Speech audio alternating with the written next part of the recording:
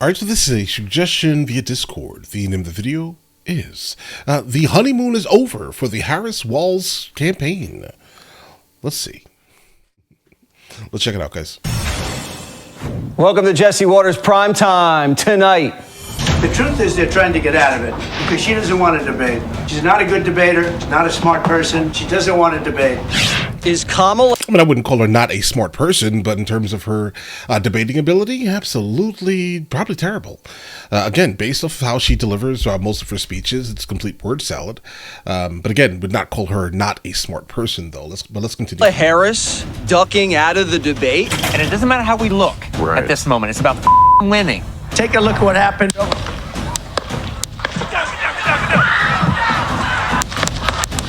Whistleblowers, suspensions, investigations, and the Trump assassin. We're making sure we have people everywhere votes are being cast and counted to have eyes on everything. Democrats already playing games with Republican poll watchers. A special report. Plus... What have you heard about Tim Walz? A goofy kind of guy, man, the way he... And then high five. Guys, that's a bad image to portray to the public if that's a factual statement there, guys. But either way, you don't want that to be who you are to the public. Party's over in Chicago, and Democrats woke up this morning with a Harris hangover.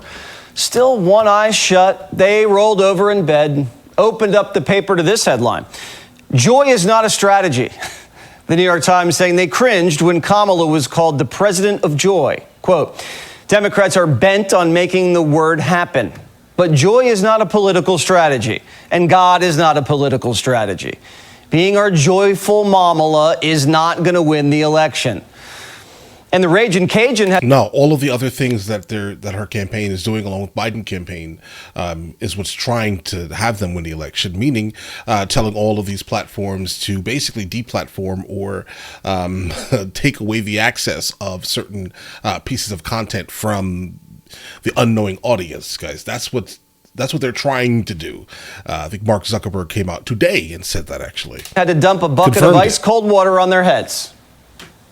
Is to be good in November.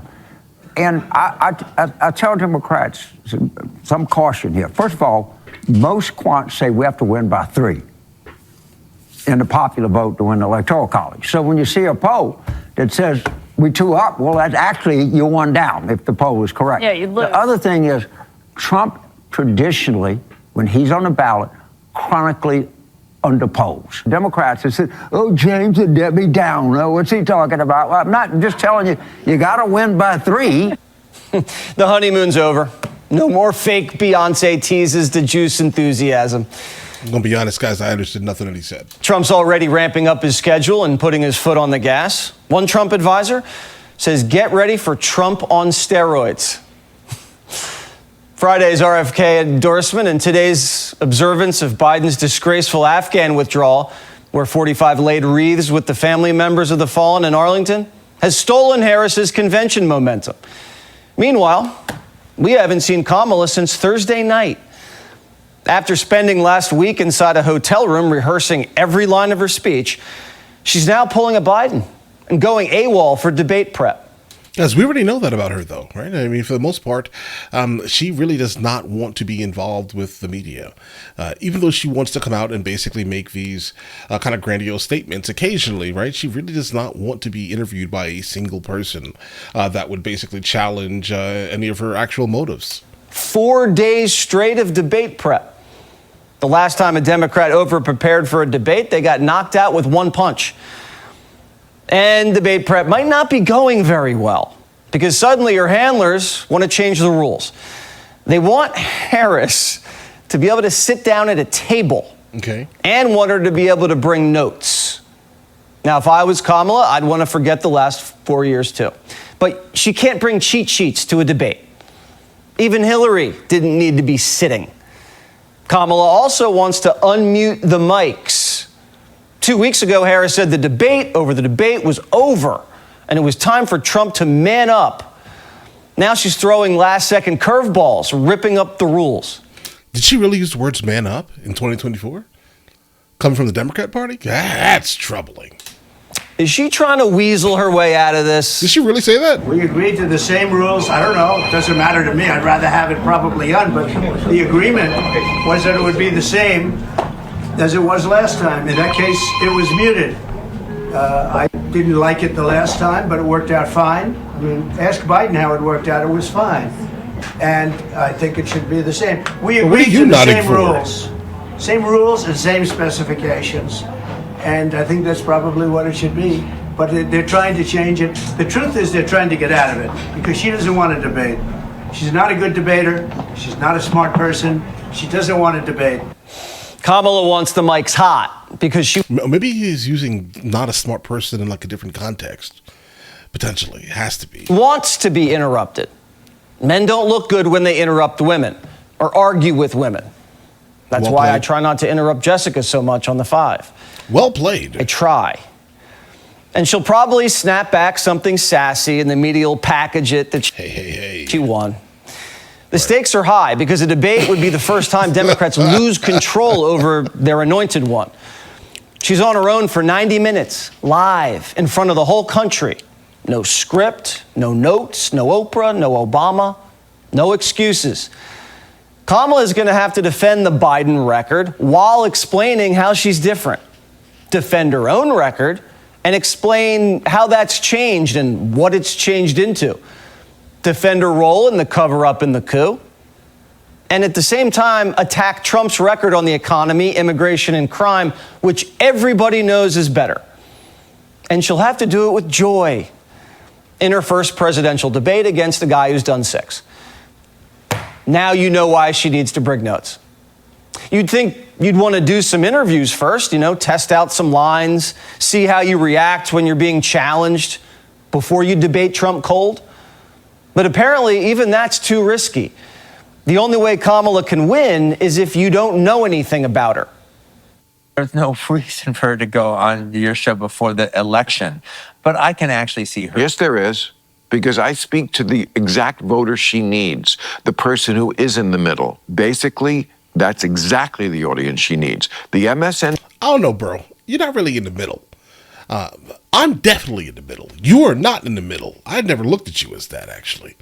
Right? I never in my life have. BC crowd is already voting for her. I think they're just all about winning the election, all right? Sometimes it's just about winning, and it doesn't matter how we look at this moment. It's about winning. Right. This is about winning. Right. I would have kicked you off my show by now. No, it is. Who you are. It's a mad dash, whoa, buddy. and she is running, and she's not stopping to stumble. Tarantino just said exactly what the Democratic Party believes, but's usually afraid to say. They'll do whatever it takes to win. Yeah, it's obvious. Coups, duck debates, hide their policies, no interviews, arrest their rival, gag them, raid his house, lie about him, Yeah, both sides do that, though. I mean, just differently. I mean, the Democrats generally do it in a more cloak and dagger type of way, though. It's about effing winning. He said it. It's not about you at all. And it's definitely not about the democratic process. If the Democrats' ultimate goal is power, it's really their only purpose in life, then they can create an entirely new election process. Each year can be different. One year it can be hide the candidate and mass mail ballots. The next time it can be whack the nominee and hand over his war chest to a woman who won't do interviews. And they'll just lie to you about what they're doing and call it fair. How are you feeling about the switch? I mean, the switch. Now we went through a very Newsom is just a puppet. Yeah, bro. Yeah. That's what. In fact, that's what he is. very open process and a very inclusive process. It was bottom up. I don't know if you know that. Yes, that's what I've been told to say. Yes, it was a blitz primary, I believe is what they called it. It's a very, very fast blitz. I'm gonna be interesting. It would have been super interesting though if Gavin Newsom did kind of get the Democratic nominee. That would have been super interesting. He would have lost. Like 100%. Like, I don't know how you can defend California's policies to the rest of the country, guys. If you try to turn the United States of America into California, oh my God, that's not going to work, bro. That would not work. That would have been an easy win, like a super, super easy win. I'm telling you. That's what I've been told to say. They're lying to you and laughing about it. Kamala's never won a single primary vote, ever. Right. And the I don't know why one she's debate there, she to be committed to, she's trying to wiggle out of. Kamala did her first sit-down interview with her running mate without a reporter. I have white guy tacos and What is that? Like mayonnaise and tuna? What are you doing? pretty much ground beef and cheese. That's and, okay. Do you put any flavor in it? No. Oh. Here's the deal. No, they said to be careful and let her know this, that black pepper is the top of the spice level in Minnesota, you know. I'm the first vice president, I believe, who has ever grown chili peppers. Okay. A country where the Democrat presidential nominee refuses to do interviews isn't a free country. You don't have a free press if the press isn't free to interview presidential nominees. Putin does more interviews than Kamala. You running for the presidency of the United States of America. What you hiding for? And I mean hiding in plain sight. Somebody got to say it. Who is this? Somebody got to say it. Now, Stephen A. you Smith. can't be running for the presidency of the United States. Not one single press conference. It's like a YouTuber or something, guys. Not one single one-on-one sit-down interview where somebody gets to question you about the questions that we ask. That's not fair. That's valid. That's not fair. They don't care if it's not fair. If there's a risk Kamala could expose herself to negative publicity by answering questions, she's not going to take and this could cost her votes, Kamala's handlers don't think it's worth it. No. If winning is everything, why take any risks at all? That's why basically not just it. campaign from a safe space? Because they learned. Think about this here. They're basing it almost exclusively off of Hillary's campaign, right? Most likely the same handlers are involved in Kamala's journey, let's say, guys, right? And what did they learn? Hillary, every time she went into public, she said so many things that were just like, ugh, cringe, right? They do not want her to be in public. Right? They don't want her to be in public. They know specifically. She already has the majority of women basically in her pocket, guaranteed, right? And then she has women of color specifically in her pocket, guaranteed, guys, right? And so that's really what it is. So they're like, why? Who is she going to talk to that she could, like, basically it's like this here. If they were not going to vote for her, she doesn't really have a chance of pulling people in based off of anything, right? All it is identity politics in this instance here, guys.